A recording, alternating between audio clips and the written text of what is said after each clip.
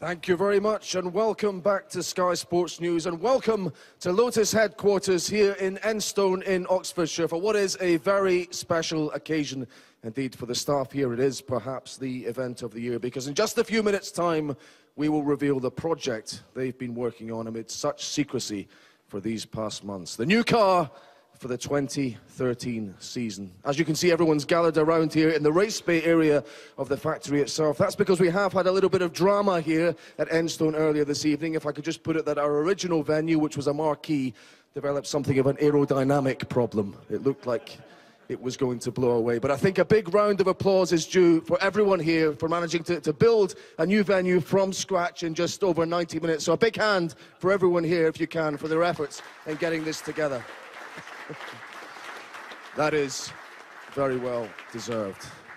Now, this new car will represent two great but distinct Formula One traditions. Primarily the Enstone tradition, and the facility here is now entering into its 21st competitive season. But also the Lotus tradition, a name synonymous with innovation since the 1950s. Between the two of them, they've amassed 10 Formula One Constructors' Championships and 10 Formula One World Drivers' Championships, won by a roll call of absolute legends, from Jim Clark to Fernando Alonso by way of a certain Michael Schumacher.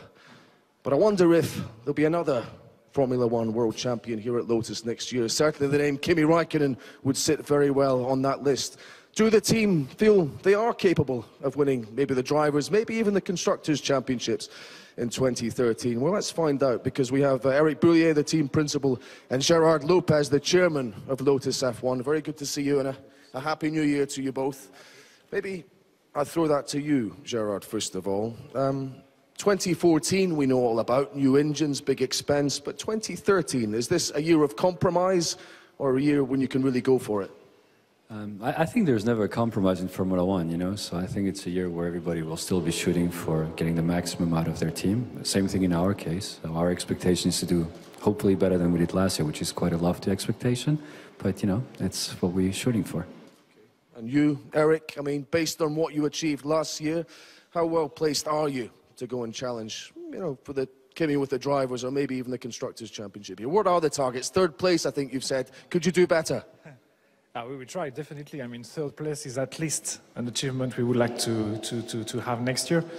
We obviously expect to build on the momentum from 2012, some stability in the regulations, both drivers, I think, more eager than ever, and obviously 500 people here at Enstone who delivered, I think, quite a nice car, and are really keen to do better than 2012. So obviously we will fight everything we can to be in top 3. I mean, the question last year was how competitive, how up for it would Kimi be? And I think he answered those questions quite emphatically. What does it say about the team's ambition that you got him here and you've kept him here as well? I mean, there seemed to be one or two other teams sniffing around him at the end of last season. Well, Kimi's back there, so He's here, all right. He's here. No, I think, I mean, he's... like everybody else here, I think people that are here feel pretty good about the team. There is a special Enstone culture, for sure. I'm not saying it's laid back is the wrong term, but for sure it's a very accepting culture of people with differences and people that handle certain things in a different way. But there's a common denominator to everybody, and that's racing. And whether it's Kimi, whether it's Romain, whether it's anybody else here, you know, as long as that common denominator is respected, you know, the rest is sort of noise, and that's what we care about. A word about Romain, Eric, because you kept faith in him when he had some tough times last season. What are your expectations for him in 2013? Obviously to not run like 2012, and no, more seriously, we keep faith in him. We believe he has the potential to deliver. He can qualify well, he can race well. He did it in the past, he won in every championship he entered, so there is no reason why he should not deliver as well in Formula One. And obviously, as a team partner, we have to race for a team, and we want to deliver this year a top 3 position, so we need both drivers and obviously Romain to bring as much as possible some big points.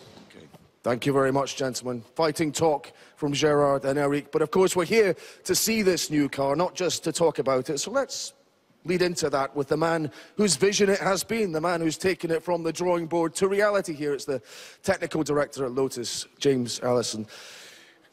You're first to launch. What does that mean? Does that mean you've been on top of this project from the beginning, or you haven't done very much to last year's car? Well, I can assure you we've done a lot. There's been the whole team here working heart and soul on this thing for a long time. But first to launch is a nice thing. It gives us first opportunity to catch the attention of the media and have people excited about this project along with us. But no, there's a lot gone into it, and it's going to be an exciting car. Is there a big idea under here, James, or are we looking at lots of little refinements? Is it an evolution, effectively, from last season? Well, the rules for 2013 are very, very similar to those for 2012. So you can expect a lot of family resemblance from a 2012 car. But as ever in F1, the devil is in the detail. And the detail of this car adds up to a significant amount of performance. So it's a mixture. There's some neat new ideas in there and a lot of pushing of the same sort of concepts as we've been working on for a few years. Okay, well, if you wait here for a moment, James, we can recreate the lovely scene from the Bond films where Q introduces the new car to 007. I'm casting you in that role, but here at Enstone, of course, we have two men licensed to thrill in the new Lotus. A flying Frenchman who in his first full season in Formula One achieved a hat-trick of podiums, and a famous Finn who in his comeback year was 7 times on the podium and of course won the Abu Dhabi Grand Prix. Ladies and gentlemen, put your hands together for Romain Grosjean and the 2007 Formula One World Drivers' Champion, Kimi Räikkönen.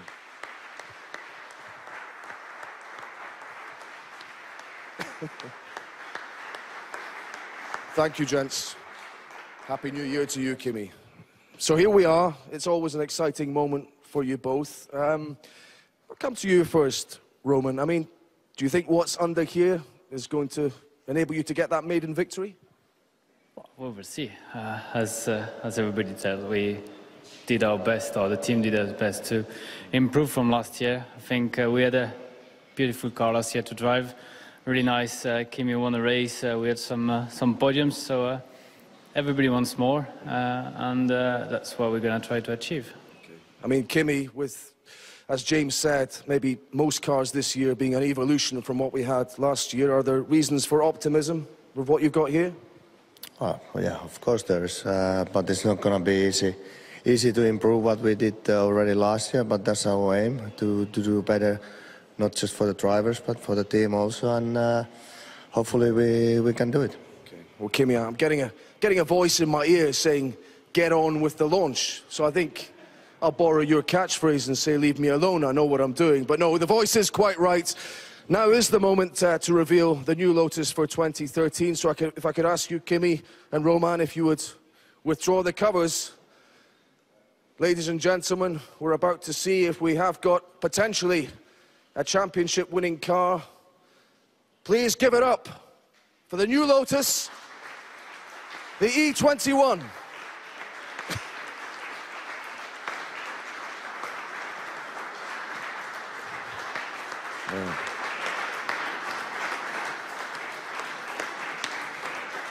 Well, it's a lovely-looking car. I'll just get round to the side of you here.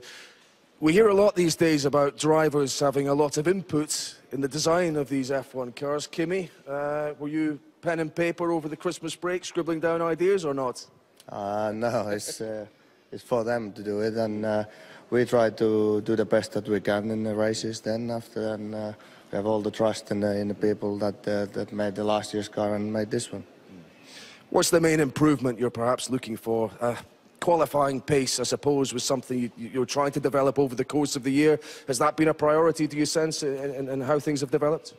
Yeah, I mean, we try to improve on all the areas, and for sure if you can qualify more higher up, it will give you a much better chance to win more races, and it makes your life much easier in the race days. But I mean, it's the whole package that they've been trying to make it faster, and hopefully manage to do that. Yeah. What about you, Roman? A lot to reflect on from last season. A very solid end to this season from you. Can you maintain the highs you have and avoid some of the lows you have, if I could put it that way? Well, I will have anyhow, so I think it's clear for everybody that we had a good qualifying speed and too much incidents, so that's what I'm going to try to work on. I'm confident, well, hopefully the car will be good, and I know the guys, as I said, work very hard. It looks very nice, which is already a good starting point.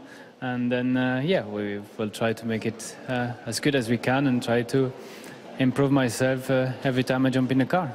What about the opposition this year? You've finished ahead of Mercedes in the Constructors last season. Lewis Hamilton has gone there. Does that make them significantly more formidable or not? Well, I'm sure they've been working very hard during the winter. Everybody did. It's difficult to draw a clear classification before the qualifying in Melbourne. We had a good surprise last year. Hopefully it's going to be the case again this year. Okay. Gentlemen, I wonder if we could just come and have a look at the front of the car, because viewers will be interested to see that we still have this bump on the nose for a start. I wonder if James can explain this, because teams were allowed to make a cosmetic change if they wanted to smooth that out. Why haven't you done that? Well, we have not done it yet because the cosmetic panel would weigh a few grams, and with a Formula One car, putting a few grams on that you don't need to is really anathema to us. However, if we find a cosmetic panel that looks nice, but much more importantly and crucially develops us a bit of downforce, then we'll pop it on quick as you like. Fair enough. Kimi, what about the DRS? There's some comments from you about how those rules changed this season, and you can only use it in the DRS zone in qualifying. Does that bring potentially the Red Bulls a little bit closer to you? What kind of difference might that make? It's the same for everybody, so I don't really think it's going to change a lot, the running order. But I think it's a smart thing, because in the end, as long as the rules are the same for all, it's not going to change a lot, and it's the same like in the race now, so I think it's fine. What about you as a driver coming into this season now as opposed to last season when you'd had the years off, and here you come from having been third in the championship? Is that a big advantage for you? We all start from the same 0 point, and it should be a bit more easy because I know the people knows me now, and it's more easy to go to the first race for sure. So, but it doesn't mean that it's going to give us a better result. Hopefully it will, and that's what we're aiming for. What about Lewis? I'll ask Roman, moving to Mercedes. Does that make McLaren a little bit less formidable or not? Hopefully yes, but I don't know. You don't know how good cars the others will do and how good car ours is, and we will have to wait and see in the testing and then go from there. But I think it will be interesting to see what happens. Just one last thought with you. If you didn't believe this team were capable of winning the championship or giving you a chance to win the Drivers' Championship, would you have stayed here? Well, we had a contract, and I'm being very happy with all the people and with the team. So I don't really see the point to go anywhere else. But I mean, I had a great year. Of course, we want to achieve better results this year, but as a team, and I mean, like I said, if you're happy somewhere, well, I don't really see a point to go anywhere else. Okay. Final word for you, Roman. You qualified very well in Australia last year. You must head there with high hopes. Well, I like the track there. It's the first race of the season, but first of all, we have the winter testing where we really want to tell a lot of things. I think some updates coming before the first race, hopefully, and yeah, then we will hopefully get a good qualifying result in Melbourne, then much better result in the race, and then being consistent in the points. That's what I want, going out of the cars often as I can, saying that I did the job and I did my best. We'll finish on that positive thought. Thank you very much, Roman. Thank you very much, Kimi, and thank you, James, as well. And thank you very much for having us here, Lotus. It's been a pleasure and a privilege launching this car with you live on Sky Sports News. We wish you all the very best in 2013 with it. Of course, you have won the first race of the season in a sense. You're the first of the teams to get your new car out from under the wraps. Will it continue to be a front runner when the real action begins? We don't have very much longer to wait to find out.